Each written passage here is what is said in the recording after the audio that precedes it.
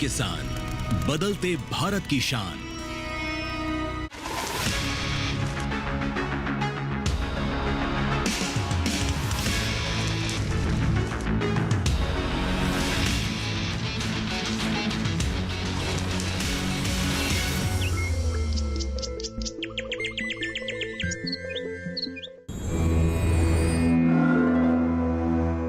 यथा भूमिः तथा तोयम, यथा बीजम तथांकरः, यथा देशः तथा भाषा, यथा राजा तथा प्रजा।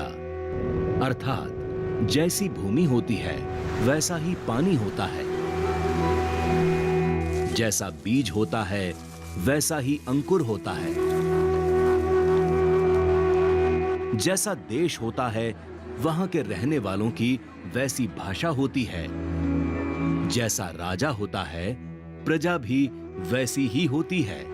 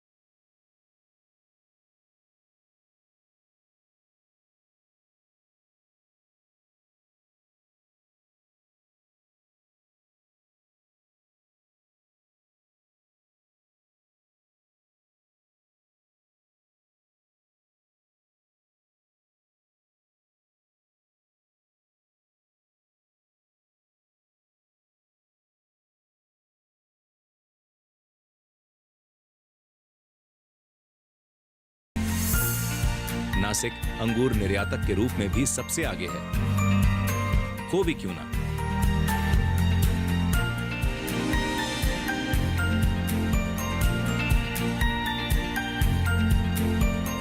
महाराष्ट्र का राष्ट्रीय अनुसंधान केंद्र इस क्षेत्र में महत्वपूर्ण भूमिका निभा रहा है।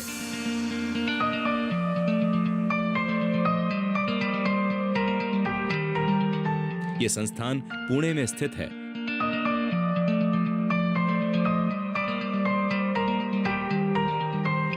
इसकी स्थापना के पीछे अंगूर उत्पादक किसान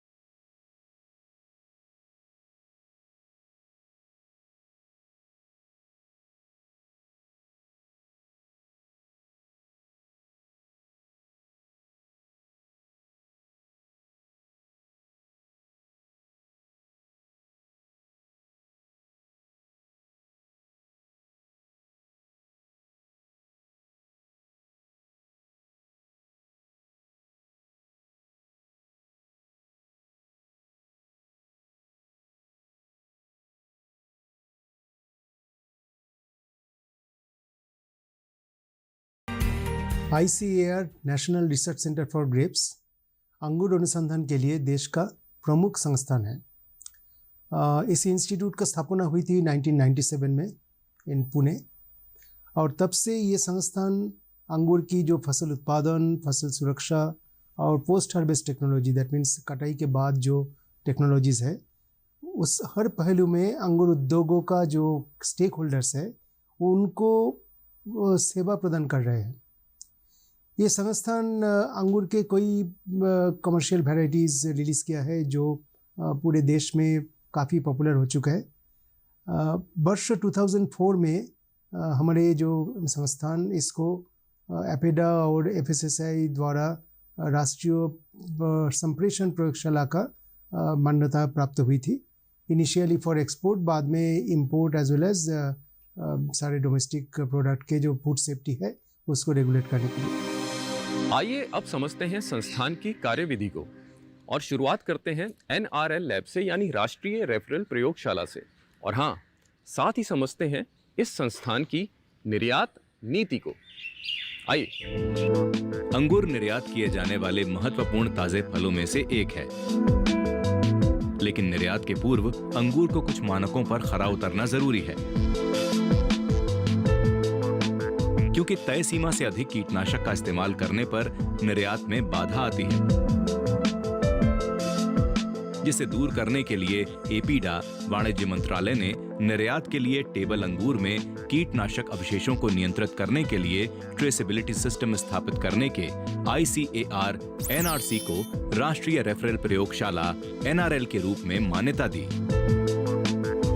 जिससे यूरोपीय संघ और गैर यूरोपीय संघ देशों को निर्यात किए जाने वाले अंगूर और अन्य कृषि वस्तुओं में कीटनाशक अवशेषों की निगरानी के लिए निगरानी प्रणाली स्थापित करना, यूरोपीय संघ और गैर यूरोपीय संघ के देशों को निर्यात किए जाने वाले मूंगफली और मूंगफली उत्पादों में एफ्लाटॉक्सिन अवशेषों की निगरानी के लिए निगरानी प्रणाली स्थापित करना जैसे उद्देश्यों को पूरा किया जा सके। लैब के प्रयासों के कारण ही यूरोपीय संघ को टेबल अंगूर का निर्यात वर्ष 2004-05 में फिर से शुरू हुआ, जो कि साल 2003-04 में प्रतिबंधित कर दिया गया था। इसके अलावा अंगूर में कीटनाशक अवशेषों का आधिकारिक नियंत्रण यूरोपीय संघ के अलावा अन्य निर्यात बाजारों जैसे रूस, चीन, GCC, इंडोनेशिया, कनाडा में बढ़ा दिया गया है। निर्यात अंगूरों में इस अवशेष निगरानी ने घरेलू बाजार में भी जागरूकता पैदा की है और केंद्र ने उत्पादकों के लिए बेहतर मूल्य प्राप्ति के लिए साल 2017-18 से घरेलू बाजार के लिए शून्य अवशेष अंगूर कार्यक्रम शुरू किया है। इसके समग्र परिणाम के रूप में उत्पादकों को निर्यात और घरेलू बाजार दोनों में उनकी उपज के लिए बेहतर कीमत मिली। इस सफलता के बाद एपीडा ने अन्य सभी फलों और सब्जियों के लिए इस मॉडल को फॉलो किया। फ्रूट्स वेजिटेबल्स में मेनली प्रोफिशिएंसी टेस्टिंग ऑर्गेनाइज करते हैं फॉर पेस्टिसाइड रेसिड्यूज और माइकोटॉक्सिन्स।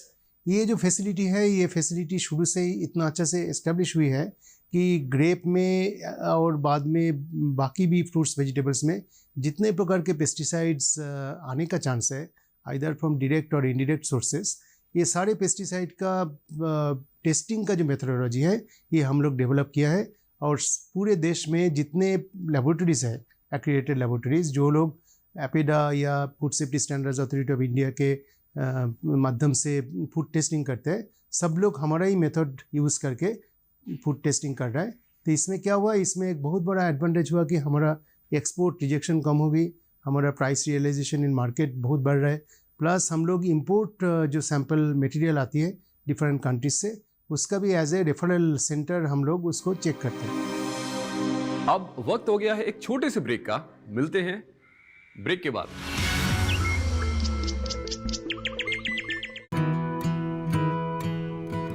किसान सिर्फ अन्न नहीं उगाते, सपने भी उगाना जानते हैं।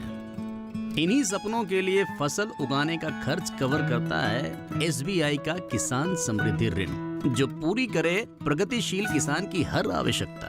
ये लोन उपलब्ध है 5 लाख से 50 करोड़ की धनराशि तक। इस लोन में मिलती है क्रॉप साइकिल के अनुसार भुगतान की सुविधा। सिक्योरिटी के रूप में मान्य है एग्रीकल्चरल लैंड या कोई अन्य मान्य संपत्ति। इस तरह SBI का किसान समृद्धि ऋण बन रहा है किसान की उन्नति का आधार।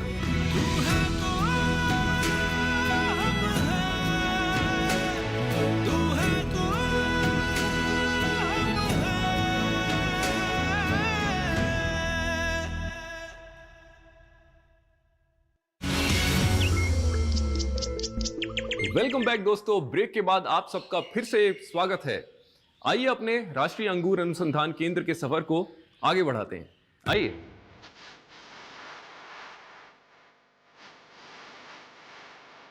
इन मानकों को पाने में मिट्टी का भी अहम रोल है। मिट्टी में कौन से तत्व हैं, किसकी कमी है, फसल में उर्वरक की मात्रा कितनी देनी चाहिए, इसका निर्धारण मिट्टी के परीक्षण के बाद ही तय किया जाता है। इसलिए संस्थान में मृदा विज्ञान लैब भी है। हर साल फलक छटाई मौसम शुरू होने से पहले किसानों के खेत से 200 से 250 मिट्टी के नमूने लिए जाते हैं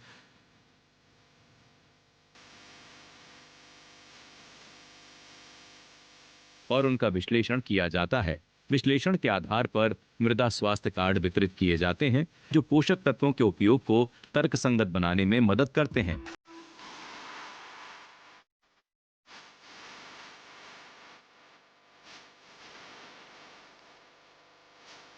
इसके अलावा रोग बीमारियों जैसे पंच स्टेम नेक्रोसिस, लीफ कर्ल, पत्ती का काला पड़ना और नेक्रोसिस, चमकदार धब्बे, शिराओं का लाल होना, पुष्पक्रम नेक्रोसिस के साथ पोषक तत्वों के संबंध की पहचान की गई और इन्हें उचित पोषक तत्वों के अनुप्रयोग से ठीक भी किया गया। साथ ही लैब में जलवायु परिवर्तन के कारण बेमौसम बारिश, ओलावृष्टि, तापमान और नमी का तनाव से होने वाली हानि को कम करने के प्रयासों पर जोर दिया जाता है।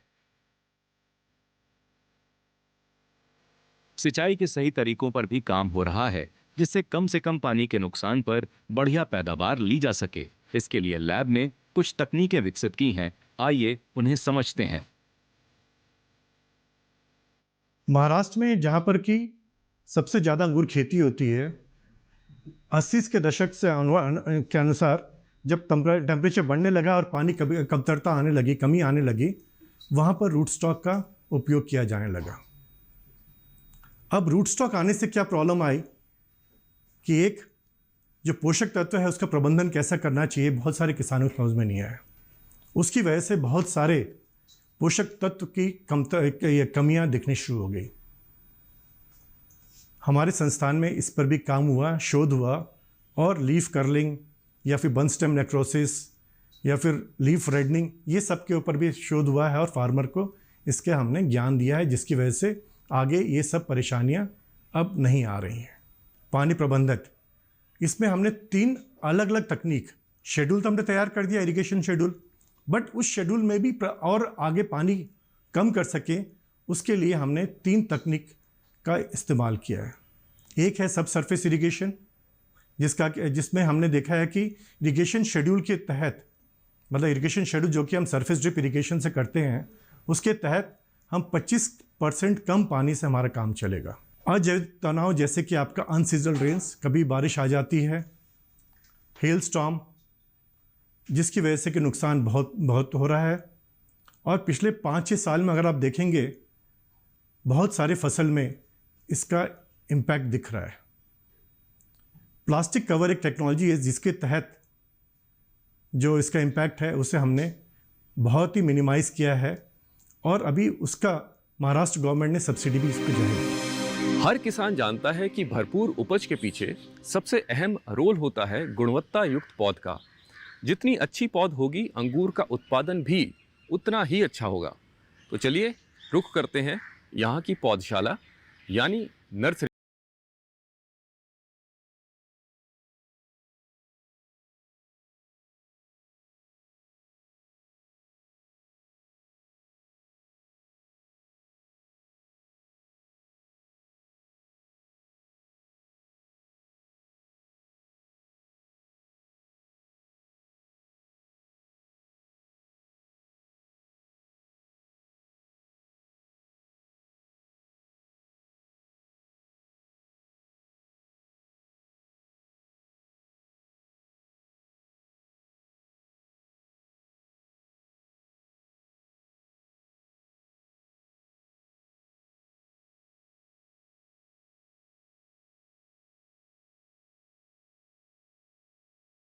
तकनीक है, किस स्टेज के ऊपर कौन सा शूट प्रून करना है और केन मैच्योरिटी के लिए किन किन बातों का ध्यान रखना है, ये अद्ययावत तकनीक हमने विकसित की है।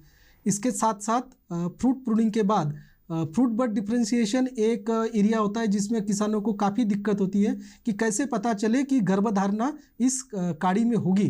तो उसके लिए जो टेक्नोलॉजी है वो भी हमने यहाँ पे विकसित की है। इसके साथ साथ जो अलग अलग वेराइटी के अनुसार बंच लोड भी अलग अलग होता है। तो हमने Thompson seedless, crimson seedless, red globe से लेके वाइन की वेराइटियों तक सबके लिए बंच लोड, क्रॉप लोड को भी स्टैंडर्डाइज किया है। संस्थान जलवायु परिवर्तन से निपटने के लिए भी कदम उठा रहा है। साथ ही ऐसी किस्मों पर भी ध्यान दे रहे हैं जिससे जीनोटाइप उच्च तापमान में काम कर सकें। संस्थान लाइट कंसेप्शन से लेकर लाइट सैचुरेशन पॉइंट को भी मार्क कर रहे हैं।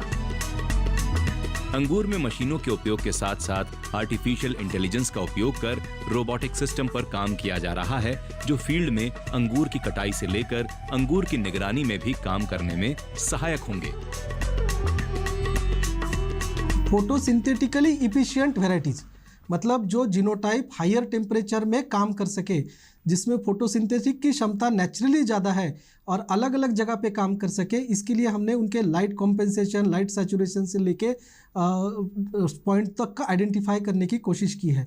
इसके साथ साथ हम आगे संस्थान में हमारे वैज्ञानिक मल्टी डिसिप्लिनरी काम करते हैं, जिससे हम जानते हैं कि मेकानाइजेशन एक बहुत बड़ा एरिया है यांत्रिकीकरण द्राक्ष में और उसका काफ़ी महत्व है। जिस तरह से लेबर की कमतरता आगे आने वाले दिनों में हमें दिखती है, उसको एड्रेस करने के लिए हम लोग मेकानाइजेशन के ऊपर काफ़ी जोर दे रहे हैं। आर्टिफिशियल इंटेलिजेंस का यूज़ करके हम रोबोटिक सिस्टम पे काम कर रहे हैं, जो रोबोट्स हमारे फील्ड्स में ग्रेप के हार्वेस्टिंग से लेके ग्रेप के मॉनिटरिंग में भी काम में आए। नर्सरी से बिक्री किए जाने वाले पौधे 3 तरह से तैयार किए जाते हैं: रूट स्टॉक यानी डॉगरीज से, रूटेड सैंपलिंग से, ग्राफ्टिंग विधि से। किसानों की जरूरत के हिसाब से संस्थान की नर्सरी में बीज वाले या बिना बीज वाले सैंपलिंग और ग्राफ्टेड पौधे तैयार किए जाते हैं। इनको कैसे तैयार करते हैं, आइए जानते हैं। यहाँ पे अंगूर की अलग अलग किस्में जो लगाई गई है, फार्मर जो किसान भाई है उनकी ज़रूरत के अनुसार हम यहाँ पे कटिंग्स निकालते हैं। उनको हम कटिंग्स भी प्रोवाइड करते हैं जिस वैरायटी की चाहिए, या उनको अगर कटिंग से बना हुआ पौधा चाहिए तो पौधा या ग्राफ्टेड पौधा भी हम बनाते हैं। पहले ऑर्डर लेते हैं तो उसमें क्या करते हैं, जैसे कि ये हम काड़ी देख रहे हैं, इसे फ्रूटिंग केन बोलते हैं। इस प्रकार का केन हम पेड़ से कट करते हैं। अच्छे तरह से ये मैच्योर होना चाहिए, जो यहाँ पे दिख रहा है। ऐसे बंडल बनाते हैं और बाद में उसे पानी में हम 24 आवर्स या 48 आवर्स तक उसको डुबो के रखते हैं, ताकि उसमें से जो भी अनचाहे केमिकल्स है वो निकल जाए डाइल्यूट होके। बाद में दूसरा अच्छा पानी भरते हैं हम, और वो कटिंग्स बाद में हम रूटिंग सॉल्यूशन में लगा के ऐसे हम बेड्स में लगा देते हैं। मोस्टली नर्सरी सॉइल लाल मिट्टी यूज़ होती है ताकि उसमें रूटिंग अच्छे से आए, और एक बार रूटिंग हो गई तो उसको हम निकाल के बाद में छोटे छोटे प्लास्टिक बैग्स में या गमलों में हम ट्रांसफ़र कर देते हैं। और जब पौधा बड़ा हो जाता है तो ज़रूरत के अनुसार अगर उसको छांव चाहिए तो शेड नेट में ट्रांसफ़र करते हैं, या हम धूप में भी, अगर ज़्यादा टेम्परेचर नहीं है तो हम उसको धूप में भी रखते हैं। राष्ट्रीय अंगूर अनुसंधान केंद्र पुणे के अपने इस सफर में अब वक्त हो गया एक छोटे से ब्रेक का।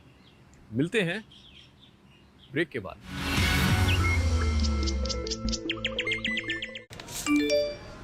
कम समय में ज्यादा मुनाफा, बस एक क्लिक में। कमाल है। अनजान लिंक्स पर क्लिक मत कीजिए। आरबीआई कहता है, जानकार बनिए, सतर्क रहिए।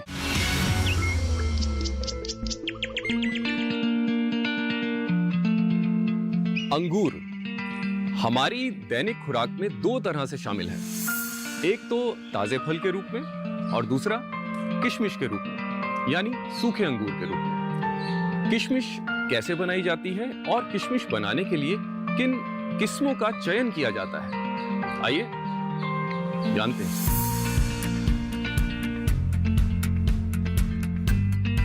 मौजूदा समय में भारत में लगभग 78 से 80% अंगूर ताजा सेवन के लिए, 17 से 20% किशमिश बनाने के लिए, 2% जूस और वाइन उत्पादन के लिए उत्पादित किया जाता है।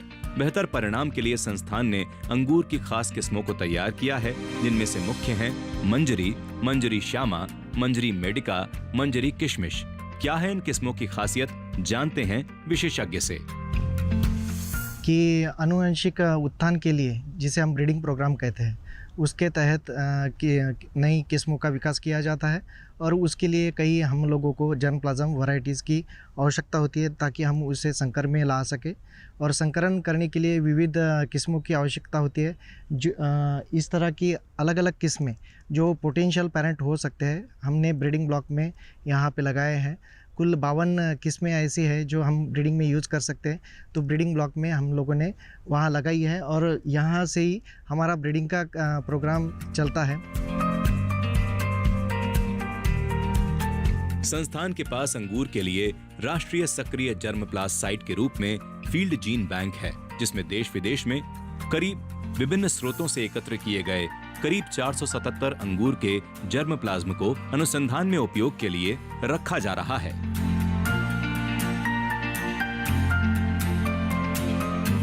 एक क्रॉप इम्प्रूवमेंट डिवीजन है एनआरसी ग्रेप्स का।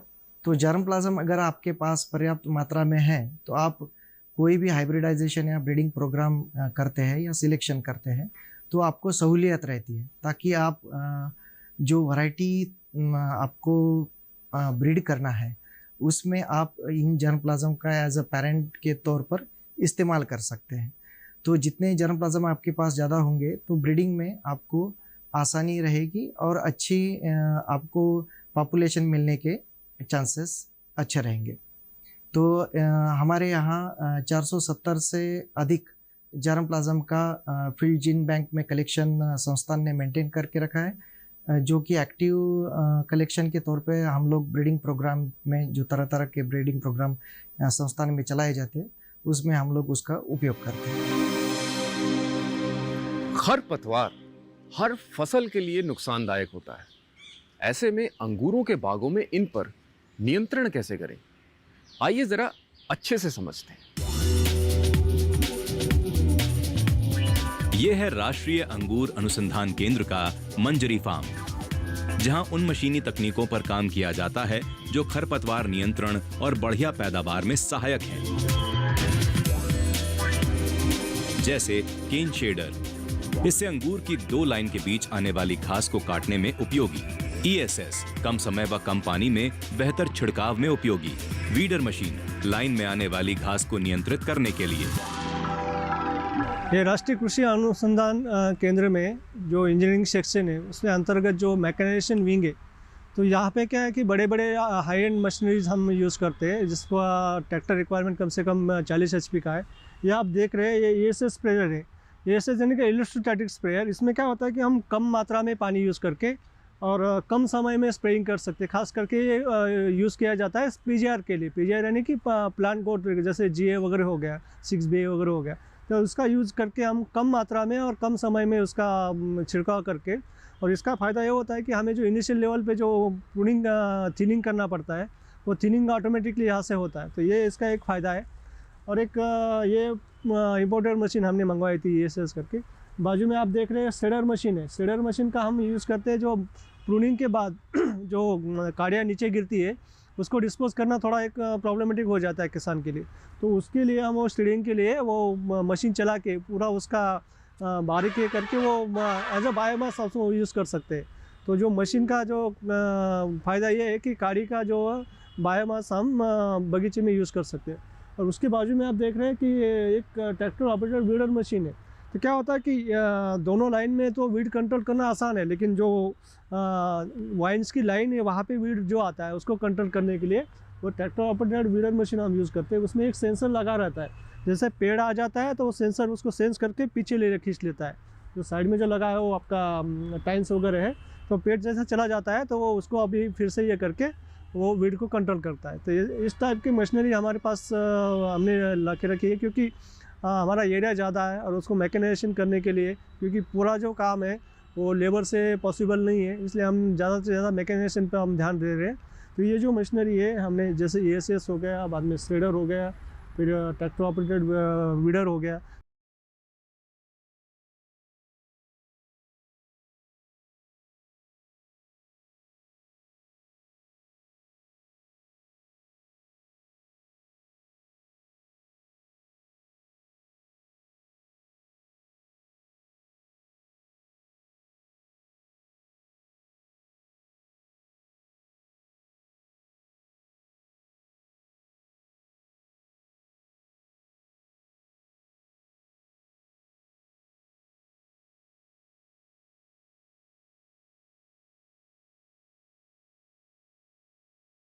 में बहुत सारे कीट हैं जो कि नुकसान पहुंचाते हैं, जिनमें प्रमुख है मिलीबग, फ्ली बीटल, तनाछेदक, थ्रिप्स, लाल माइट जो होती है वो भी नुकसान पहुंचाती है। और इन कीटों को नियंत्रण करने के लिए हमारी रणनीति ये रहती है कि कम से कम कीटनाशकों का प्रयोग करके हम इनको नियंत्रण करने की कोशिश करते हैं। चलते चलते आपको राष्ट्रीय अंगूर अनुसंधान केंद्र पुणे का पता भी बता देते हैं, जो इस प्रकार है।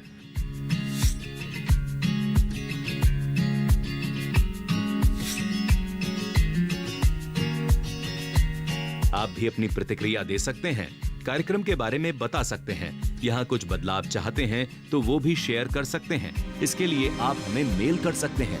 हमारी ईमेल आईडी है agrikiudan.ddkisan@gmail.com। राष्ट्रीय अंगूर अनुसंधान केंद्र पुणे एक ऐसा संस्थान है जो अंगूर उत्पादकों की सभी समस्याओं का समाधान करने में सक्षम है। इतना ही नहीं, ये संस्थान पहले की अपेक्षा बढ़िया पैदावार भी ला पा रहा है, वो भी कम पानी में और विपरीत हालातों में। इस संस्थान के बारे में हम आगे बहुत कुछ जानेंगे, लेकिन इस प्रोग्राम के दूसरे भाग में। तब तक मुझे दीजिए इजाजत। मैं हूं मनीष वर्मा और हाँ, आप देखते रहिए डीडी किसान।